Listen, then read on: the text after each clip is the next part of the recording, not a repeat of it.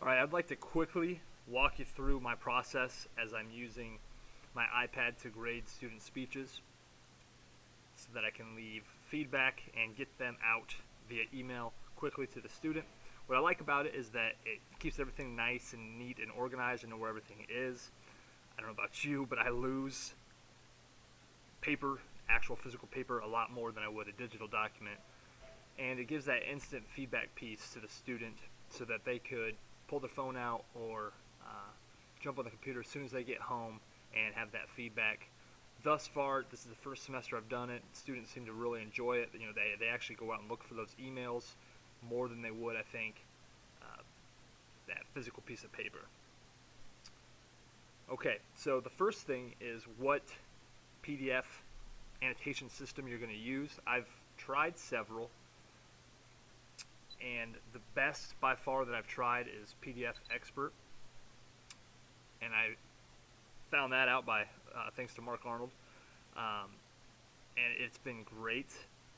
It is $10. It was when I bought it, but the time saved and the efficiency it's provided me, I think has been, to me at least, totally worth that $10. So I'm gonna go ahead and show you what it looks like here. What I wanted was a way to open just that, a blank rubric each time, so I didn't have to write something and then go back and erase it, so I had that blank space. So what I do is I use something called Dropbox. And Dropbox is just basically a digital filing system. It syncs across various devices and computers, so that if you're working at something on your computer at work, you can go home and it's on your computer at home. It's also on all your devices, whether it's your phone or your iPad, so you have instant access to it. Now, you do not need Dropbox to do what I'm about to do. If you don't have Dropbox, you're not interested in converting to that, you've got everything in your G drive or on your hard drive, whatever, you can use your email for this, although it will take one extra step. You can email the document to yourself as an attachment and open it that way. So as you can see here, I emailed it to myself, then I can click on this and click this little button up in the top right. You guys can't see it in the video. Okay, here it is. In the top right, this little arrow here, and it'll say open in, and I can go ahead and click open in PDF Expert just as I would from Dropbox. But I use Dropbox, like I said, and I think it's easier because I've already got everything saved in there, so I just open up my Dropbox app and open it up. You'll notice I've got two different file types of the same file. Typically we create all these rubrics in Word documents because they're easier to edit and then send off to our colleagues and they can edit them, all that stuff. To make annotations and things, though, I found it's much easier to save it as a PDF. To do that, you simply got to open the document in Word, click Save As, and then scroll down to PDF, and boom, you've got a PDF printout of that.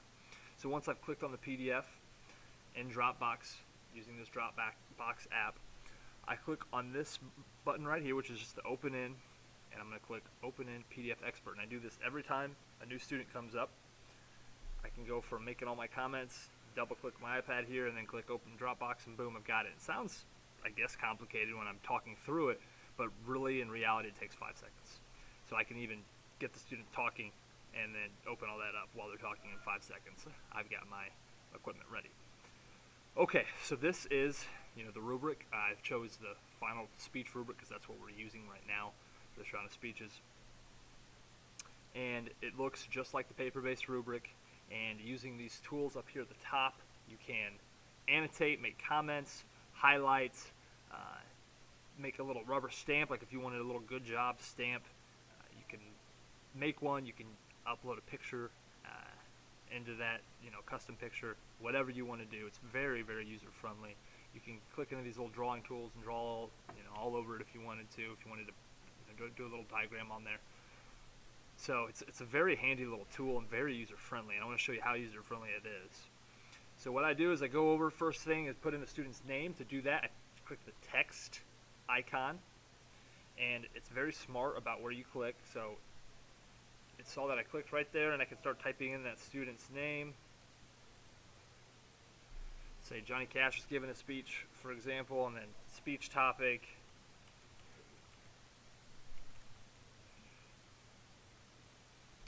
boom, we've got it. And then I can go right into making comments. And as I said before, it's very smart because it reads these lines most of the time and keeps your comments within those lines, which is really cool. So you'll notice this box is really thin, and it's going to be hard to get a lot of comments at the font level I have. So I can go up here and lower the font level down to a 6, and it did not change my other fonts, and then I can start making my comments. Now see here, of course, as soon as I say that, it's not reading that. So let's say it did that and it ran over the edge, which it typically doesn't. Of course it does when I'm demonstrating, but you want to click on that and then click move, and I can move it right in there, nice and neat, to, half a second, and it is in there. And then I would go through and fill that out. Some teachers like to make highlights on the rubric as they're going. So, okay, I'm done typing. Now I want to highlight. I can click this little text and you can choose what color. Say I want the standard yellow, and then you can start highlighting. Yeah, I thought you were really good on your background design, so I'd put you there. Or maybe you weren't so good here, so I could highlight that. You can highlight individual words. Say you had issues. So just like a regular highlighter.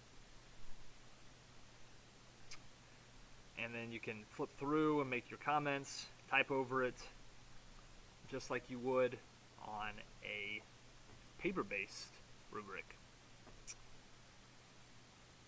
After you've completed this, the next step is to get it to the student. To do that, you click this send arrow here, and I want to send by email. You can print this out if you wanted to. You can save it, a copy. You can open it in a different application from here. I like to send an email, though, to the students, and you've got 3 options then. When you go to send it out, you can save it as a document that is editable. Now, they won't be able to open it and edit it unless they have this exact app or a program like it that allows them to annotate a PDF. Or you can send it out with an annotation summary in the email, which students don't care about, don't need to know. So I choose to send it out as a flattened copy. What that means is it flattens all of those comments I've made as if they're part of that PDF, and just like you would if you were making them on a piece of paper. So I flatten it out, and then there's one key piece here that I forgot that I've just learned this last couple rounds of speeches that has saved me a ton of time. So as I'm doing all of this stuff, if I click back real quick and then I change the name, and I'm going to change it to Johnny Cash's Final, and then you've got that as the name of the document. And as you're looking at your documents here, you can see exactly whose finals you're looking at. You can go in up top and search, and you can search by their name. And when it sends, that'll be the subject. So like I said before, I'm sending it by email, I'm sending a flattened copy, and boom, we've got Johnny Cash Final Speech as the PDF. And what I've done is I took the time at the beginning of the semester to go through and put their names in my email. So when I start to type in their names, like this is an actual student of mine, their names will be right there to select.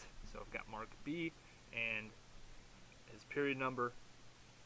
Then I can hit send, and it'll go right to him, and he's got it with my comments. Just as, maybe you don't care about this, but kind of a pro little tip thing I do, I use Evernote as well, and as a backup, I send all mine to Evernote. So type in send to Evernote, and it goes right to my Evernote account. So I've got a backup of all my comments, and Mark's got it. Actually, if you think about it, you'd have 3 backups. If you were to lose this, you've got it in this app itself. But if something horrible were to happen at their level, and they would, this app shuts down and catches on fire or whatever, you lose all of that, which hasn't happened. I don't see why it would. You would still have the Evernote backup, and then, of course, you would have the sent mail. You go into your email and you click sent mail, and you've got that there. So you've got 3 backups of this rubric. It's if a parent comes at you and says, well, you didn't put this grade on here, or you messed up, you could say, no, I didn't. Look, there it is. So that is how I make comments on my iPad. It was trial by error, as a lot of things are with teaching at first, and maybe a little more time consuming than it needed to be. But now that I've gotten comfortable with it, it is almost instantaneous. It's quicker for me to do it on here than it is with paper. It's definitely more efficient, and I've got that backup so that if I would lose that paper piece, it's gone. But if I lose this on here, I've got 2 other places it could be. So it's definitely been helpful for me. Let me know. I mean, if you guys have any other questions, or maybe you think it's totally inefficient for you and you know yourself and this isn't going to work, that's fine. But I just wanted to give this option to you. But like I said, I'd be more than happy to physically help you through it if you have the time and the interest. So thanks for listening. Have a great weekend.